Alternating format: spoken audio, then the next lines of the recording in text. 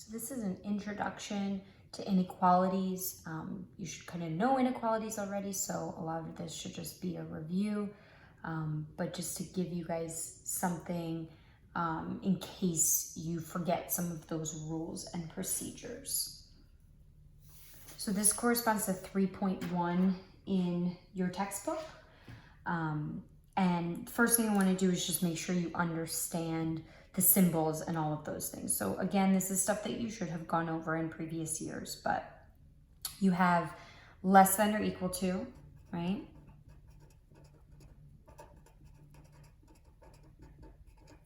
You have obviously your not equal to, and then your less than, equal, greater, and you're greater than or equal to.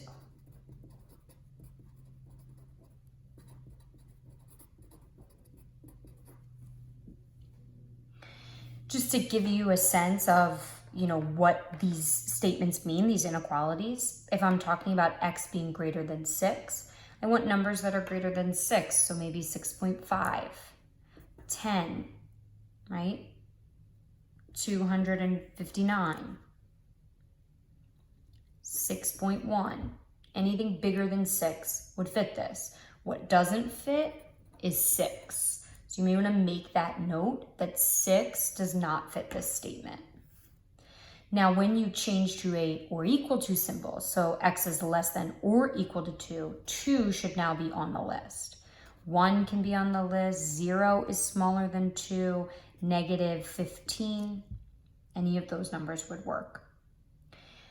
When it comes to graphing your inequalities, there's a couple of things that you need to be aware of. Whether or not you're shading to the left or to the right of the number, and whether or not the dot is open or closed. So in terms of the shading, this is assuming that your variable is always on the left. And that's something we'll talk about as we move through. So if the statement says x is less than whatever number it is, you're going to shade to the left. That's the way that the arrow is pointing. You almost want to think about it like it's an arrowhead, right?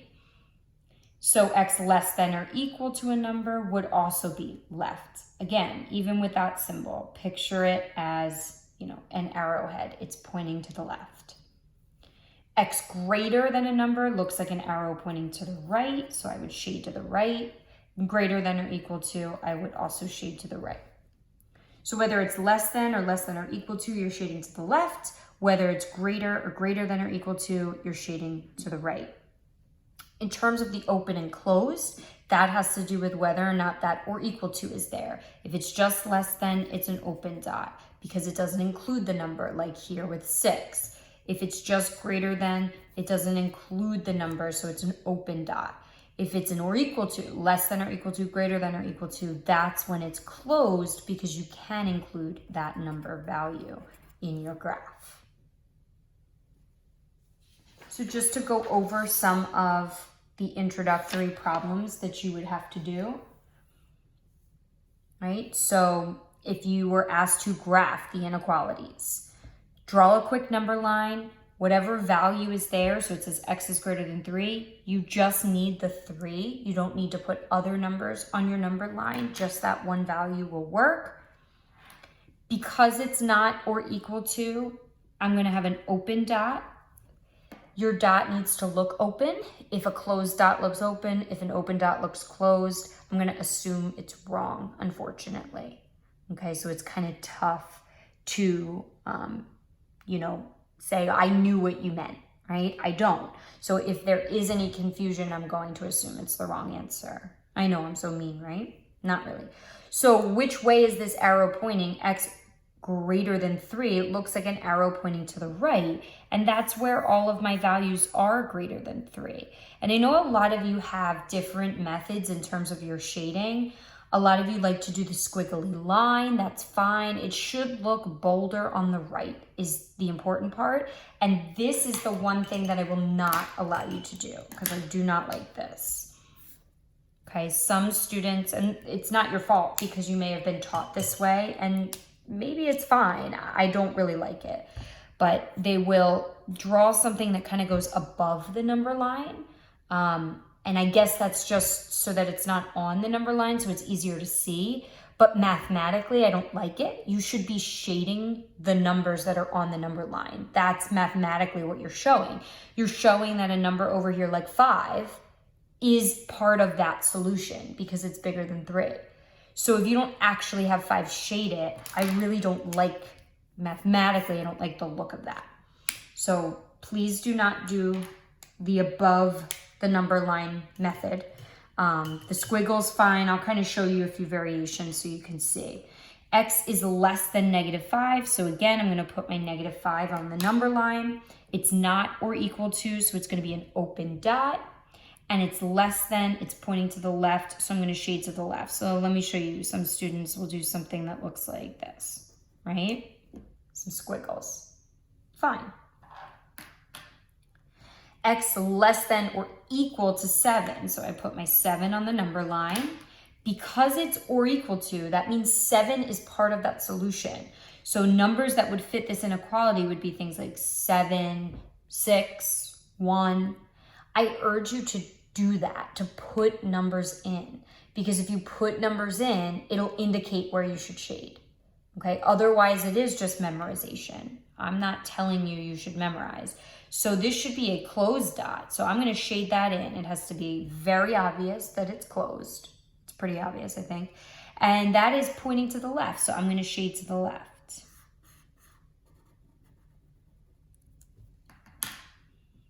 Now, for number 4, we said earlier, this is a great one, that the shading based on the direction of the arrow only works if your variable's on the left and your number's on the right.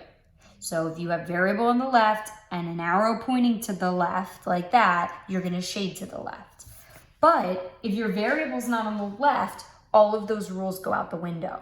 So number 4 is a great one because before you can graph, you can't graph yet. Before you graph, you must rewrite this inequality just in the reverse direction. So when I read it in this direction, I'm going to read it right to left. X is, the big parts first, not the small parts. So greater than or equal to 2. You're flipping that entire inequality statement so that your variable's on the left, which means I should be shading where the numbers are bigger than 2, which would be pointing to the right. I'm going to do a closed dot because it's an or equal to. And again, based on the inequality that I wrote, it points to the right, so that's where I should be shading. I urge you to do that. Rewrite it before you graph, making sure your variable's on the left. You can do it without. Will you make more mistakes? Probably. So now we're just going to do the reverse. I give you the graph, you write the inequality. They should all look the same. They should all say X is something and then the number. So what I do first, I fill in all those X's. I want my variables on the left because that's how I'm going to determine if it's shaded right or left. It's always based on the variable, then the symbol, then the number. I'm going to fill in those numbers, right? So for this one, my dot is at 5. For number 6, it's at -1. For number 7, it's at -5. And for number 8, it's at 2. So now looking at number 5, it's a solid dot. That means I'm going to have an or equal to. And it's shaded to the left, so my arrow should point to the left. For number 6, it's an open dot, so I'm not going to do an or equal to. It's shaded to the right, so I'm going to do an arrowhead that points to the right. For number 7, it's open, pointing to the left. For number 8, it's closed, pointing to the right. This is definitely the toughest part, is the words. And I totally get it. I totally agree. So I'm giving you the heads up now. This is the toughest part. So keep that in mind as you move through some of these problems, okay? It's challenging because things that your brain might do, the connections that your brain might make, are probably incorrect. So when you think about the word least, right, you think small. you think little, you think less than, but you're wrong. At least does not match up with a less than symbol. So these can get very tricky. So I'm going to do the easy ones first. Below is easy. Below is less. Above, right, is greater. More than is greater, right? Fewer than would be less. These ones are a little trickier. If it's not more than, it's not just that it's less than, it can also be equal to. You want to start to see your options as three things, right? Less than, greater than, or equal to. It's like there's three options. And it could be just one of those, or it could be a combination of two, right? It could be that it's less and it's equal. It could be that it's greater and it's equal. Or it could just be that it's equal, maybe, okay? So if you aren't more than, you're not this one, but that leaves the other two. So I have to include both of those. If I'm not less than, I'm not this one, but then I could be greater or I could be equal to. You want to start seeing it as three different options. So now I want to try the at least and at most with you, and I want you to think about it. You have to pick some sort of concrete example to really help you with this. So I like to think about it in terms of, I have a certain amount of something, and I feel like money is always a good one because you can kind of understand, you should at this age understand money and what it means to have money versus owing money. It should be a fairly easy concept and something that you deal with every day, right? You go to pay for something at least once a week, right? So I'm going to try to use that to help me sort of rationalize through this. So if I say that I have at least $10 in my wallet, right? I have at least $10. Do I have $5? Is it possible that I only have 5? If I say I have at least $10, is it possible that I only have 5? No, right? If I have at least 10, I could have 10, I could have 11, I could have 100, I wish, right? But I can't only have 5. So what does that tell me with respect to the number 10? I can have that amount or I can have more. So at least is actually greater than or equal to, because it's giving you that minimum value. Minimum is another word that's good.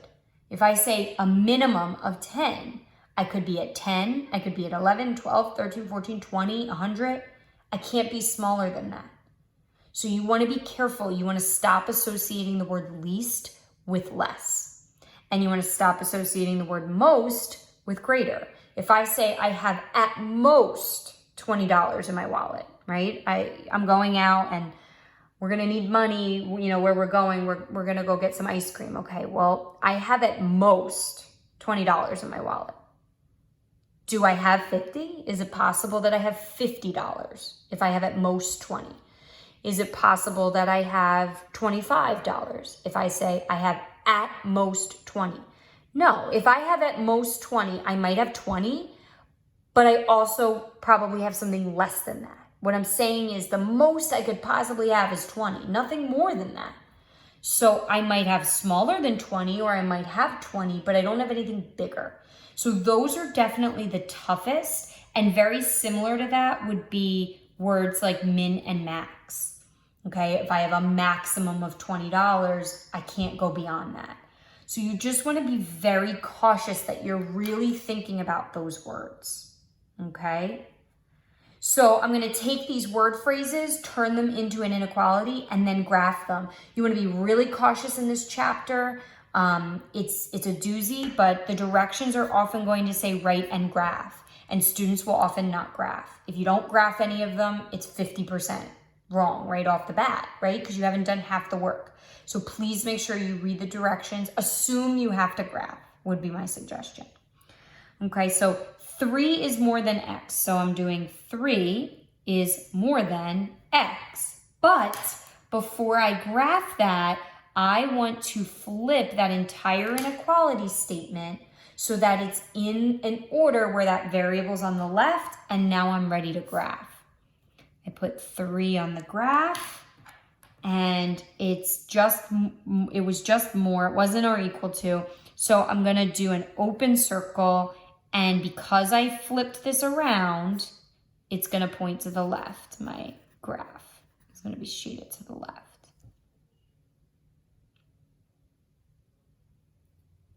And I'll do another one with you. I'll do 18 and then I'll be done. Y is at least -2. So this is a great one, right? At least -2. So Y is at least -2. If it's at least -2, right? It's a minimum of -2. It can't be anything smaller than that because it's at least that value. So it has to be equal to that -2 or more than that. Draw my number line, put -2 on it. I'm going to do a closed dot this time, and it's going to point to the right.